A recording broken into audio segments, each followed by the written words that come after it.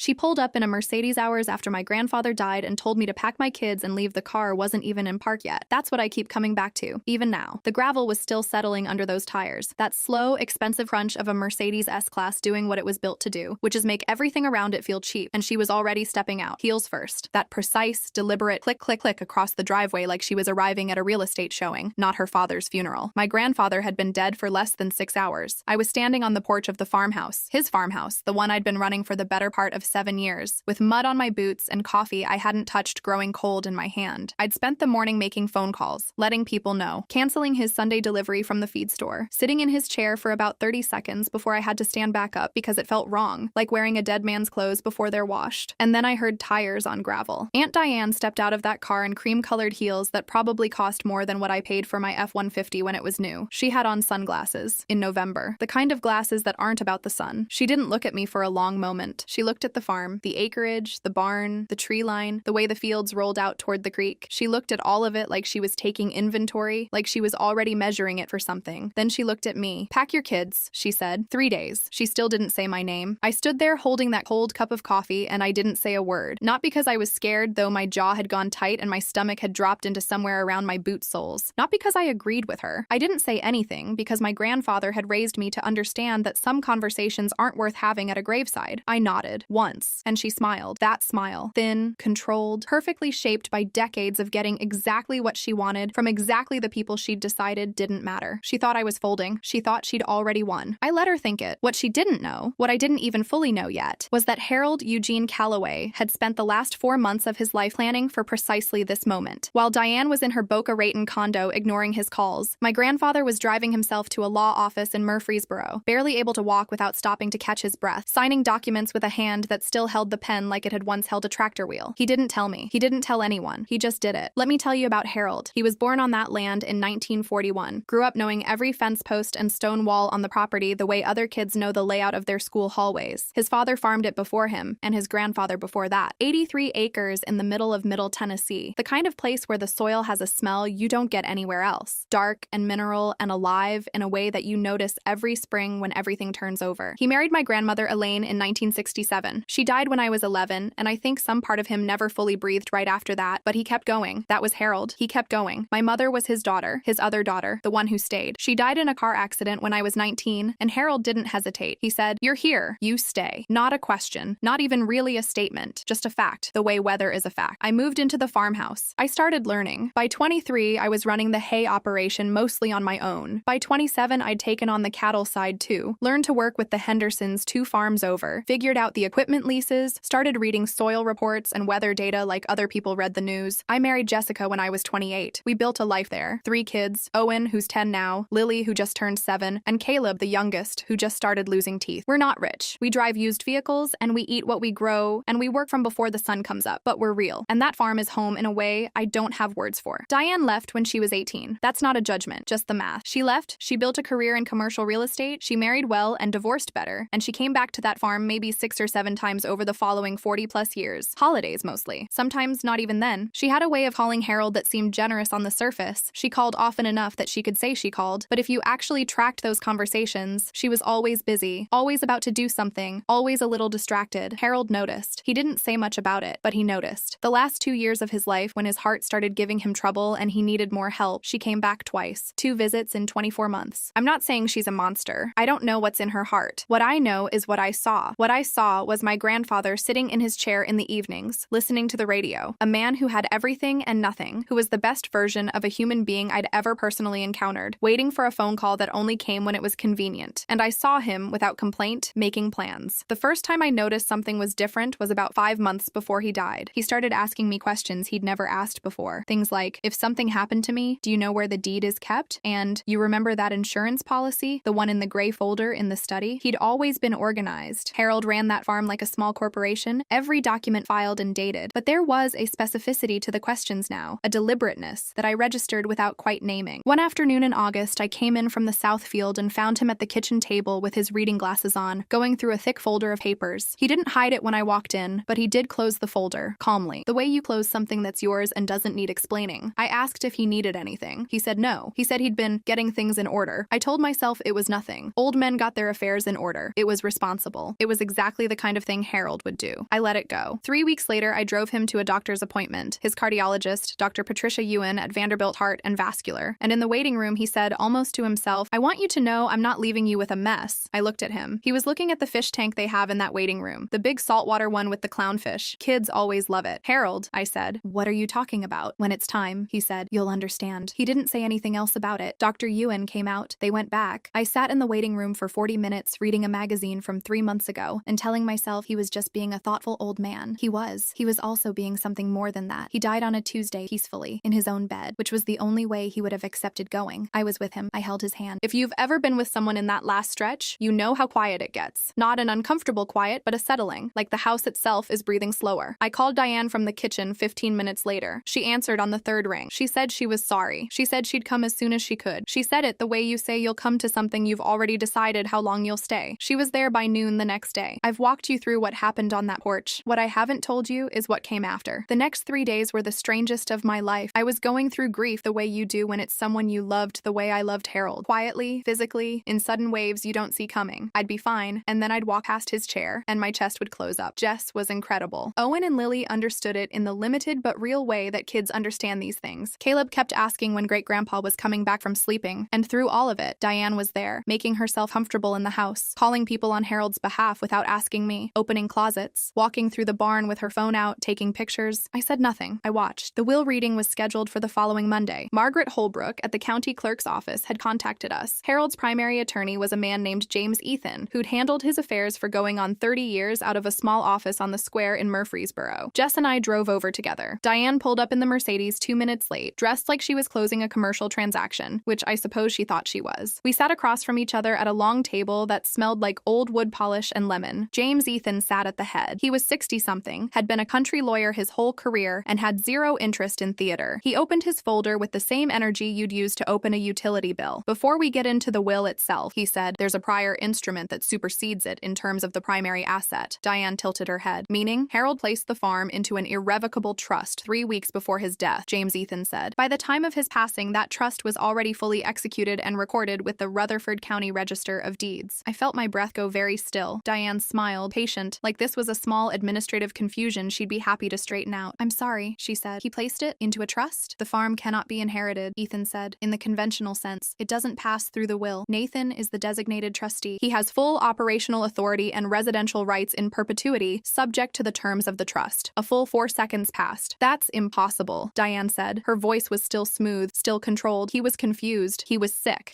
Nathan had complete access to him. Nathan manipulated him. James Ethan had clearly been waiting for this." He reached into the folder and laid 2 documents side by side on the table, like he was showing a poker hand. Dr. Patricia Ewan of Vanderbilt, his cardiologist, certified his mental competence and capacity in writing. Dr. Alan Brewer, a geriatric psychiatrist, provided a second independent evaluation. Both certifications were recorded on video the same day the trust was signed. He looked at Diane over the top of his glasses. "Both physicians are prepared to testify if necessary." Diane's jaw had gone hard. "I'm his only child," she said. It came out almost soft. "The trust also includes a conservation easement," Ethan continued. "Not unkindly, but not gently either. No commercial development of the property for a period of 50 years. That easement is recorded with both the county and the state." He slid another document across the table. "The development contracts you executed with Ridgeline Capital Partners in September," he said, tapping the folder, "are unenforceable. The property was already in trust when those contracts were signed. They have no legal standing." The room went completely, utterly silent. Diane's mouth opened, then closed, then opened again. Then she stood up so fast her chair screamed backward across the floor. Every person in that room, James Ethan, his assistant, Jess, me, we all flinched. "You did this." She was looking at me, pointing at me like she was casting something. "You poisoned him against me. You isolated that old man and you turned him against his own daughter." "I didn't know any of this existed," I said, and I meant it. My voice was calm because it was true. "I found out the same minute you did." She grabbed her purse. She pointed at me again, one slow, deliberate extension of her index finger. "This isn't over." The door didn't just close. It slammed with the kind of force that rattles the frames on the walls. We all sat there for a moment. Then James Ethan quietly gathered his papers. "She'll challenge it," he said. "Prepare yourself." I had 6 weeks of something like peace. I say something like, because Harold's absence had its own weather system, and we were living inside it constantly, but the farm was still there. The cattle needed feeding, and the fences needed checking, and Owen was getting better at driving the ATV, and Caleb had started following me around in the mornings asking questions about everything, which is exactly what I used to do with Harold at that age. And sometimes that made me want to cry, and sometimes it made me feel like something was continuing that was supposed to to continue. 6 weeks in, I was coming back from the East Field at around 3 in the afternoon when I saw a black sedan coming slow up the driveway. Diane got out first. Different heels, same effect. That click, click, click that I was already learning to brace myself for. Behind her was a man in a gray suit carrying a leather briefcase, someone I didn't recognize. He had the practiced neutrality of a hired professional. "We filed to invalidate the trust," Diane said. No greeting, no preamble. Undue influence. You had total control over a sick, lonely old man, and you exploited that relationship for financial gain. She held out a thick envelope. When I didn't move immediately, she stepped forward and pressed it against my chest. December 15th, Rutherford County Circuit Court. She stepped back. Her eyes went down to my boots, muddy from the field, then back up. "You'll want to hire someone fast." She looked at my truck, parked by the barn, then back at me, though I suspect that might be a challenge. She turned around and walked back to the sedan. The man in the gray suit gave me one look, not unkind, not kind either, just the look of someone doing a job, and followed her. I stood there holding the papers until the sedan reached the road. That night, after Jess had put the kids to bed and I'd been sitting at the kitchen table for about 2 hours, staring at the legal filing without really reading it, I went to the barn. Not for any particular reason, just to be in there. Harold's presence was strong in that barn the way it was in few other places. The smell of machine oil and old wood and hay, the hooks where the same tools had hung for 40 years, the workbench in the back corner where he'd spent entire Saturday afternoons and never seemed to mind. I was moving things around on that workbench, not really looking for anything, when I noticed a loose board in the lower shelf. It had shifted. I pulled at it, more reflex than intention. Behind the board was a shoebox, taped to the lid in Harold's handwriting, that familiar shaky print he'd developed in the last year or so, careful and deliberate like each letter cost him effort. For Nathan, open when you need courage. I sat down on the old stool and I held that box for probably a full minute before I opened it. Inside were photographs, decades of them. Me at maybe 6 years old, sitting up on the tractor with Harold's hands over mine on the wheel, both of us squinting into the sun. The two of us up on the barn roof in a rainstorm when I was maybe 15, patching a section that had come loose in the wind, completely soaked and laughing about it. Harold teaching me to back the trailer. I must have been 16. And I'd run it halfway into the fence post on my first try, and he'd stood there with his arms crossed and waited with absolute patience for me to figure out what I'd done wrong. And underneath all of it, at the bottom of the box, a typed letter, old paper, the kind that yellows at the edges, folded twice, not addressed to me, addressed to Harold's father, dated 1965. "Dad, I know you're disappointed I didn't take the job in Nashville. I know you think I'm throwing my future away staying here. Maybe you're right, but this land is in my blood in a way I don't know how to explain and don't expect you to understand. I can't walk away from it. I won't. Maybe one day my son or grandson will feel the same way. Maybe then you'll understand. Your son, Harold." I read it 3 times. He'd fought this exact battle. 60 years ago. Different enemy, different era, same land. His own father had wanted him to go, to leave, to choose something else. And he had stayed and written this letter and filed it away and eventually placed it in a shoebox for me. He'd seen all of this coming. Not the exact details, maybe, but the shape of it, the fight, the moment where someone would try to make me feel small and unworthy and outmatched. He'd left me an answer. I put the letter in my pocket and went back inside. I won't bore you with the full 60 days between receiving those papers and December 15th. What I'll tell you is that we hired Margaret Maggie Kowalski, who had practiced trust and estate law in Nashville for 22 years and had a reputation I'd only been told about secondhand, but which turned out to be accurate. She was direct, she was thorough, and she had absolutely no interest in being intimidated by Diane's legal team, which was a white shoe Nashville firm called Haverford and Associates that primarily handled commercial real estate disputes. Maggie reviewed everything: the trust documents, the medical certifications, the recorded easement, the correspondence. She watched Harold's video, the one where he sat in James Ethan's office and explained, calmly and clearly and completely in his own voice and vocabulary, exactly what he was doing and exactly why. He was coherent. He was precise. He was Harold. "Her theory is undue influence," Maggie told me during our second meeting in her office downtown. "She has to prove you had a dominant relationship over your grandfather that overcame his free will. And she has to explain away 2 physician certifications, a recorded video, and 30 years of documented behavior by your grandfather suggesting this was exactly who he was." She paused. "She's going to lose," she said, "but she's going to make sure it hurts before she does." She was right on both counts. December 15th came in cold and clear, the kind of Tennessee winter morning where the sky is bright blue and the air will cut right through you. Rutherford County Circuit Court smelled like old wood and industrial cleaner, and the ghost of 1,000 other cases argued in those rooms. We were in front of Judge Carol Nettles, who had been on the bench for 16 years and had the particular stillness of someone who has heard every argument and is waiting, without hurry, to hear the next one. Diane sat across from me at the plaintiff's table. She was immaculate. Cashmere coat, hair perfect, the whole polished presentation deployed the way she always deployed it, as a statement, as an argument in itself. The argument being, I belong here. I deserve this. You should believe me because look at me. Maggie laid it out methodically. Trust execution, mental competency certifications, physician testimony, the recorded video of Harold himself explaining his intent in clear, coherent, legally precise terms. terms. She introduced the conservation easement documentation, the county recording, the timeline of events showing the trust had been completed weeks before Diane's development contracts were signed. Haverford and Associates did what they were paid to do. They painted a picture of an isolated old man, physically deteriorating, emotionally dependent on the young man who'd insinuated himself into his daily life, and quietly, systematically cut him off from his own family. They used words like grooming and exploitation and undue dependence. They were skilled, I'll give them that. The narrative was coherent. It was also wrong. When Maggie finished her rebuttal, Judge Nettles looked out at the room. Is there anything else either party wishes to present? I stood up. Maggie put her hand on my arm. Not to stop me, I think, but more the way you'd steady someone before they go on stage. I'd told her what I was going to do. She hadn't discouraged it. I reached into my inside jacket pocket and pulled out that letter, the 1965 letter. The paper was yellowed and the type was the slightly uneven impression of an old manual typewriter, and it was the most important thing I'd ever held in my hands. Your Honor, I said, if it's permitted, I'd like to read a letter. Judge Nettles looked at me for a moment. Then she nodded. I read it out loud. All of it. Harold's voice, his rhythm, the way he built sentences, the same way he talked, the same cadences I'd known my whole life. I read the letter he'd written to his own father in 1965, explaining why he was staying on the land that people wanted him to leave. I read it in that courtroom 61 years later, in the room where his daughter was trying to erase the choice he'd made, his voice through my mouth, his words in the open air. The courtroom was completely silent, not the silence of inattention, the silence of people who are listening. I looked up when I finished. Across the room, Diane's jaw was tight, her eyes hard, her whole body held in that careful, controlled stillness she used to contain things. I saw her blink once, slowly, and I saw something move across her face that I don't have a name for, something that looked, just briefly, like grief. Then it was gone. Judge Nettles had been looking at the letter, then at Diane, then at me. She straightened. I've reviewed the documentation in full, she said. The trust instrument is properly executed, witnessed, and recorded. The testamentary capacity certifications are thorough, credible, and independently provided. The recorded video testimony of Harold Calloway is lucid and specific. She paused. The allegation of undue influence is not supported by the evidence. The case is dismissed with prejudice. The gavel came down. Bang. Diane didn't move for a long moment, didn't stand up, didn't turn to speak to her attorneys. She just sat there at that table with all her polish and her preparation and her confidence, and the silence in that room was the loudest thing I'd ever heard. I watched her. Her attorney leaned over and said something quietly. She nodded once without expression. The polished mask had cracked in a way that couldn't quite be reassembled. Not here, not in front of the clerk and the bailiff and the strangers in the gallery and me. I buttoned my coat and walked out. The cold December air hit me, and I stood on the courthouse steps and I exhaled. A long, slow breath that came from somewhere deep, the kind of release that you didn't even know you'd been holding back until it was finally